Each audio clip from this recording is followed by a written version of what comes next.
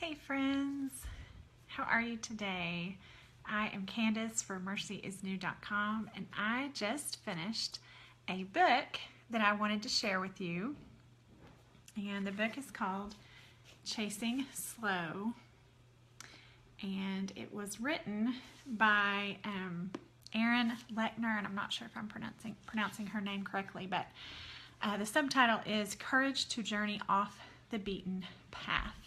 So the author of this book had a, see if I can get it in there, had a show on HGTV. She had a blog with, I think, a fan base of 1 million women or so.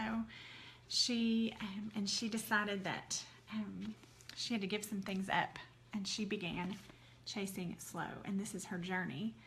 This is her story of her journey, and I loved this book. I'm going to compare the themes in the book to Present Over Perfect. So if you remember when I talked about that book, I read that and shared that here with y'all a few months ago. Very similar themes, but very, very different writing style. And I loved both of them. They were both very thought-provoking. And so I just wanted to share with you today 5 of my favorite quotes from the book, actually 6. I have 6 quotes jotted down, and then I'm going to share 4 ways just that I'm learning in my own personal life to chase slow. So I'm going to share the first quote that I wanted to share with you from page 49. Peace is a lofty word with spiritual implications. It can mean a great many things, but sometimes peace simply means that when the barista at Noah's Bagels gives you the wrong cookie, you'd ordered macadamia nut, and isn't this chocolate chip? And you don't notice until you're back on the freeway. You eat it and smile and go on with your day. I don't know about you, but being able to roll with it is not one of my gifts. And so that really resonated with me that, sometimes peace is just making the choice to roll with it. So I love, love, love that quote. Okay, the next one I'm going to read to you is on page 135. And this one's about Pinterest. So I love Pinterest, but it can be detrimental in, just how we use it. Pinterest is a mother-in-law whispering in your ear, "Did you see that Thanksgiving tablescape? The one with the backyard foliage that was spray painted in metallic gold? The one with the place cards made from avocado pits? The one where they're serving those delicious looking sweet potato croquettes?"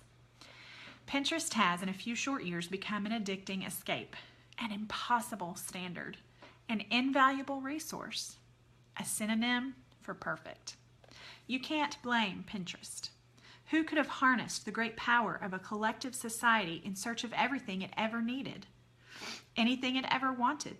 Who could have seen the downside as we pressed our noses to the screen, eyes widening with wonder, watching as our dreams scrolled by, pen after pen after pen? Who could have known that more isn't what we truly need? Who could have known that more would make us feel like less?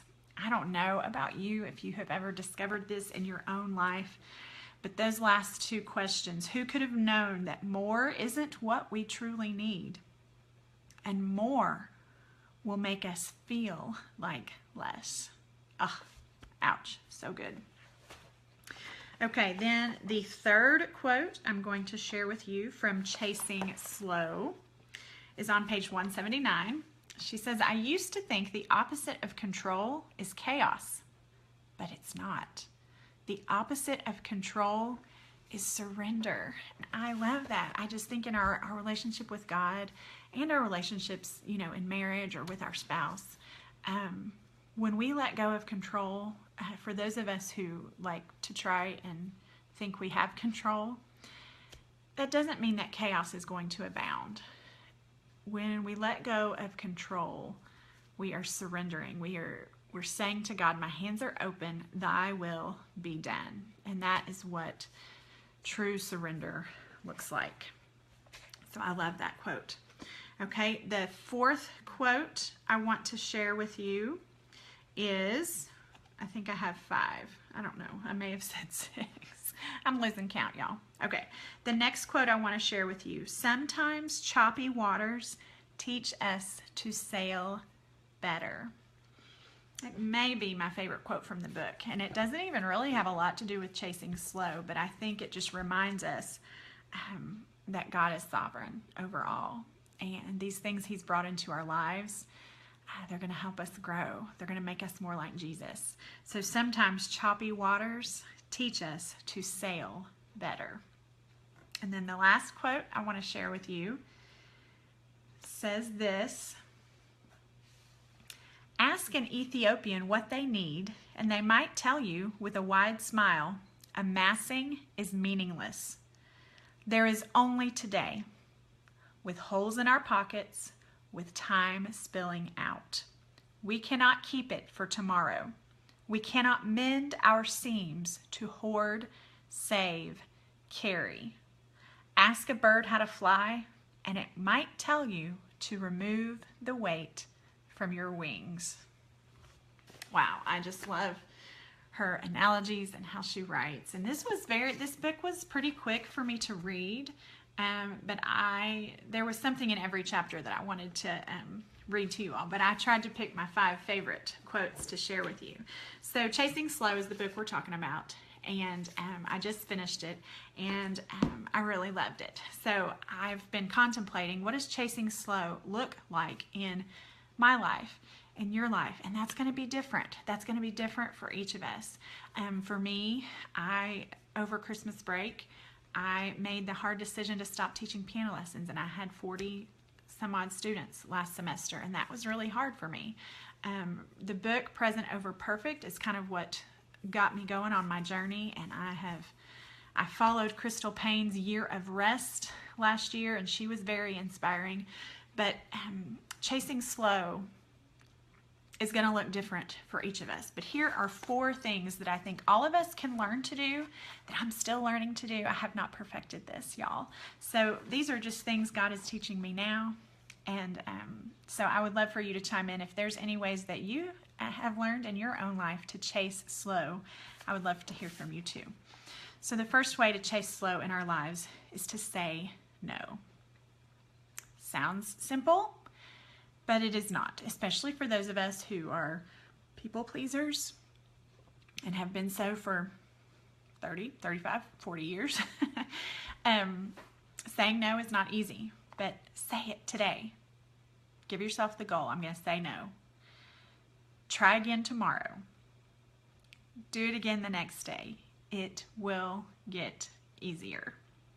You'll get better at it. Now, maybe I shouldn't say it'll get easier, because I still, struggle with this a lot, but I do think you'll get better at it. And having in the forefront of your mind what your priorities are and reminding yourself of your priorities will make you better at saying no. So the first way to chase slow in your own life is to say no.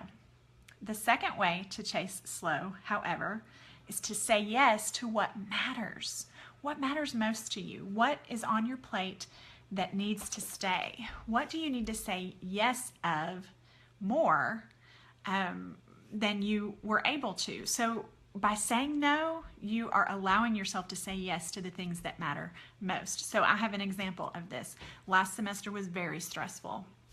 And when I made the decision to stop teaching piano lessons, as hard as that was, I told myself, okay, now I can't fill up my schedule with all these other things now that I have stopped teaching.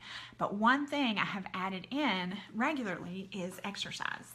And for this whole month, I have been able to exercise an hour at a time for 3 or 4 hours per week. My church is blessed to have a gym and a weight room, and I've gone over there with friends, so I have accountability, and those are hours that I didn't have last semester. So I said no to one thing that was really hard to say no to, but it has allowed me time to do things that are very important for my health and well-being and that of my family, because I'm learning that exercise really helps me to manage stress better.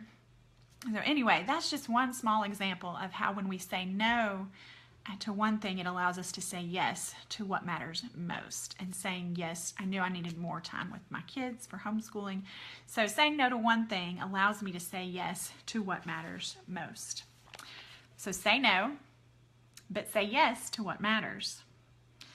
Third, instead of keeping up with the Joneses, keep up with God, and only God.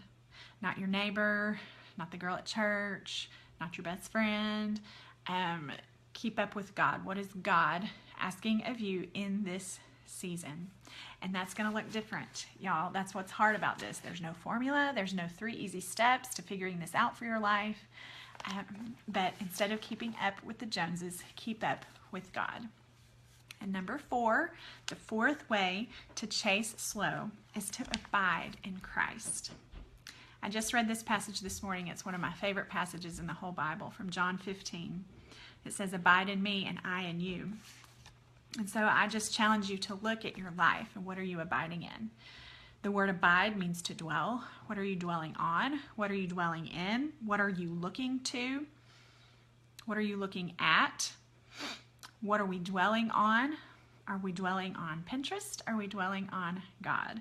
Are we dwelling on our circumstances? Or are we dwelling on God? And this was kind of the birthplace of my word of the year, behold. I want to behold God more than I behold my circumstances. I want to behold God more than I behold what I should be doing and shouldn't be doing, and what I can do and what I can't do. I want to behold God more than anything. I want to fix my eyes on Him. So the 4 ways to chase slow: say no, but say yes to what matters. Only keep up with God, not the Joneses, and abide in Christ. So I want to finish up this video by sharing with you from John 15, and I hope that this verse encourages some of you today, and I would love to hear from you, even if you watch this later. What are you learning about slowing down your life, and what are some practical ways that you can chase slow in your life? I am the true vine, and my Father is the vine dresser. Every branch in me that does not bear fruit, He takes away. And every branch that does bear fruit, He prunes, that it may bear more fruit. Already you are clean because of the word that I have spoken to you. Abide in me, and I in you. As the branch cannot bear fruit by itself unless it abides in the vine, neither can you unless you abide in me. I am the vine, you are the branches. Whoever abides in me and I in him, he it is that bears much fruit. For apart from me, you can do nothing. If anyone does not abide in me, he is thrown away like a branch and withers, and the branches are gathered, thrown into the fire, and burned. If you abide in me, and my words in you, ask whatever you wish, and it will be done for you. By this my Father is glorified, that you bear much fruit, and so prove to be my disciples. As the Father has loved me, so I have loved you. Abide in my love. If you keep my commandments, you will abide in my love, just as I have kept my Father's commandments and abide in his love. These things I have spoken to you, that my joy may be in you, and that your joy may be full. So how do we have joy? By abiding in Christ. Hope y'all have a great weekend, and I will talk to you later. Bye.